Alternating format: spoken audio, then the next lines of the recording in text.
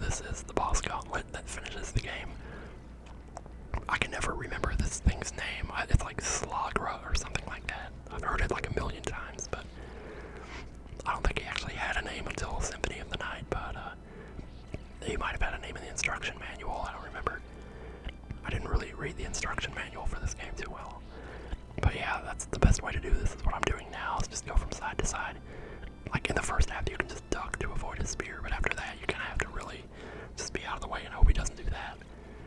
So if he sticks you with his nose, it's pretty hard to avoid that. But you gotta get out of the way, like right away. If you can't get on top of the column in time, just whip him from the ground. Okay, I was trying to do something cool there, but wow, he almost got me actually. That would have been unfortunate, but what can you do? So it's a very peaceful night out tonight. It's not a lot of traffic, not a lot of anything, no dogs barking. Like there's a dog next door that like barks all the time. I have no idea what he's barking at. I think he's barking at another dog because there's like another dog on the other side of the woods and you can hear him. And sometimes they like bark back and forth to each other. Sometimes I wonder, like as much as we talk about, like human beings are sentient, obviously, we have capacity for free thought and all that stuff, but who's to say that a conversation between two dogs is meaningless? Like, they're just asserting their existence, Like, sometimes when you go to MagFest, people do this thing, they make this, they call it the Colossus roar. I can't really imitate it because it would be pretty stupid if I did. But, it's noise that people make, and like, they do it for no reason. They do it just because they're happy. They do it to assert their existence. And there's just something cool about that, I don't know. Just remember, you gotta be happy to be alive. We're gonna try to, okay, alright, let's, oh, jeez, okay, I'm just gonna wait right here. Yeah, this guy can be kind of a pain in the ass. Like, basically, if you, whip up and hold the whip button down, you can just let the whip dangle in front of you like a shield. And sometimes that can help to avoid the scythe that he's throwing at you, but yeah, like this right here. Well, crap, that didn't work out so well. Am I gonna lose this? Holy crap. Okay, no, maybe not. No, we're not. We're fine. We are cutting these things way too close, I gotta tell you. Alright, so you might have heard that in the background. The AC just came on, so whoop-de-doo. Or how should I say the heater? It is actually January, so naturally the heater.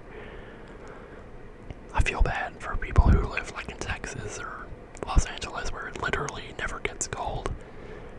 Like, what do you do when you have to go somewhere where it does get cold? How do you even stand that? I actually used to live in Wisconsin, and boy, let me tell you, it gets cold up there. It gets unbearably cold. And when I used to smoke and I had to go outside to do that, like, honestly, I have no idea how I did it. I can't even imagine how I did it. But yeah, but recently I moved down south again.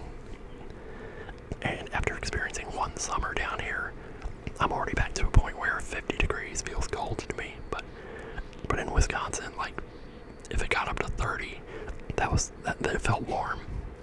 And it's just ridiculous. But in places like Los Angeles, like, I don't know, maybe it does get cold there, I just don't know, but in Texas, places like that, it might get down to 60 or maybe even 50, but 40s, 30s, forget about it, you never see that. Oh wow. Lucky break there. Yeah, these fire guys can be a little bit troublesome, but it's not too bad. If you have the boomerang, you've basically won this fight. Like, there's nothing to it. Just throw it a little bit before he spawns in. And you usually have a pretty good chance of landing some hits. Or should I say, clocking some hits. Clocking hits. Yeah. Gotta love it, man.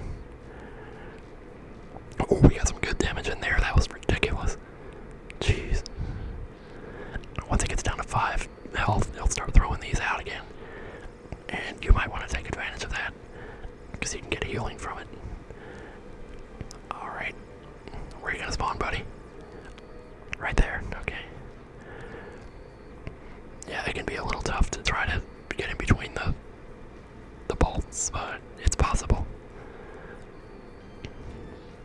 boom. Yeah. A lot of times, if I know that I already have enough life to stand it, I'll just hit him and not worry about taking the damage. Just make it a battle of attrition. This is honestly one of the most beautiful final boss sequences I've ever seen. At least for its time, it was gorgeous. Like, you didn't see stuff like this, you just didn't. But yeah. I'll just kneel before him, give him a proper send-off. And there you have it.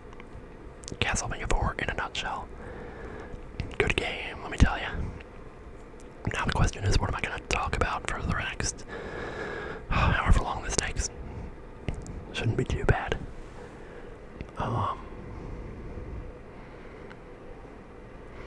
Yeah, I guess it's been a pretty long day today, actually, for me. I'll be happy to get in the bed tonight. I'll be happy to go ahead and get in the shower. Just, it's been rough. But, I'm not gonna talk about it. It's not a big deal. It's nothing. It's not your concern. Like, I mean, I'm fine. You know, I'm healthy. I'm happy. I'm just, tired is all. But, yeah. So, this little replay through the game is kind of interesting because, like, you never know which way it's gonna whip or where the freeze is gonna happen. Sometimes it freezes in, like, the worst possible spot. Actually, I might be thinking of Super Ghouls and Ghosts there. There are some freeze frames on that one that just make you wonder what the hell were they thinking. That's a pretty bad one. You know he's gonna land right on that guy's head. And the whip's gonna be nowhere to be seen, but yeah. I almost wish I could just make a 20-minute video of me just doing that. But then again, I don't know. That would be like making a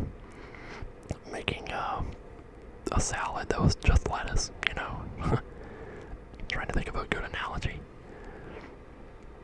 Man, I used to hate lettuce all my life. I hated it until like a year ago. Now I've come to appreciate, and the thing is, I still wouldn't eat just lettuce by itself, but the point is, you gotta mix it with other stuff. And most of the time you don't even taste it. Like I'll be eating steak, and I'll just have a salad on the side while I'm chewing the steak. Just throw a little lettuce in there, it adds a little texture. It's just nice, and it's good for you, so... I mean, I think fundamentally lettuce is mostly just water. I think I read that somewhere.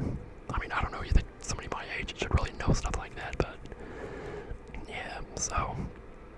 It's probably not the best vegetable. Like, I believe that kale is actually the healthiest vegetable. But, sometimes we have that. I've gotten to where I like broccoli a lot, too. If you, heat up broccoli and then squeeze lemon over it, my god, that shit's so good. Yeah. I didn't think I'd be talking about vegetables in this credit sequence, but... well, that's a bad freeze frame right there. You need to get away from those guys. You can't just stand there and whip them. Unless you're Aaron Hansen. Or whatever. I said Aaron Hansen, the Game Grumps guy. Yeah. I don't expect anyone to get that. I don't know. I don't know if anybody still watches them. I used to, but I kind of don't anymore. Their stuff is just way too out there now. I liked it when they played games that I knew, but nowadays, I don't even know if they still play games, really. It's hard to tell. Because they don't have, part numbers in their Let's Plays and stuff anymore, but whatever. Still, I hold no ill will against them because they're actually part of the reason that I was able, I was talking about our charity thing, TRG Coliseum. Well, I'll just go ahead and say it. TRG stands for The Runaway Guys, and that's a collaborative channel that I'm part of. And, the Game Grumps touring company actually, was able to set us up with a few shows of Throne Controllers, which is our panel that we do. And it's really cool. So we haven't done one in a while because just as we were starting to do it, COVID hit. So yeah, freaking COVID, I swear, man. I remember when all that was happening, I remember thinking, how would people react if just one day, all of a sudden, it just disappeared? We just overcame it. Yeah, there would probably be, dancing in the streets and people celebrating like crazy, because after so long, having to deal with it. It would just be amazing. We could actually go outside and be together again and all that stuff. And, but and it's funny because, like, I'm not saying that we have actually overcome it. We definitely haven't. And I'm not saying that it's over or anything like that. But I definitely feel like a point has come where we've been able to live normal lives again and go outside again and not necessarily wear masks everywhere like we probably still should. But it's been a while since I've seen a lot of masks really around. But yeah, so, but like, it was such a gradual process, us overcoming COVID, that I don't think anybody even really noticed. Like, it would have been better if it had been like an instantaneous thing where, like the spaceship blows up at the end of the movie and, it's over. But it wasn't like that. It was a gradual victory, so there was no one point where we all just joined together and held hands and said, hooray, it's wonderful to be alive.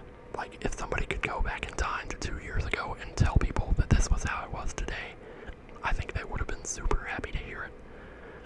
But it's unfortunate that we can't see the future, but a lot of times the future is not as bad as we make it out to be. Like they say, life very rarely lives up to your anxieties about it. So, and on that note, I guess we're going to go ahead and call this a playthrough. So, like I said, at the end of the last video, we'll have Super Mario Kart here, and I'm still thinking about Secret of Evermore, but I'm not sure yet. I might do Super Ghouls and Ghosts, but I don't. There's so many games, like, where would I even start? I could do Mega Man. Seriously. There's just so many. But yeah, so, thanks everybody for tuning in, and I'll see you on the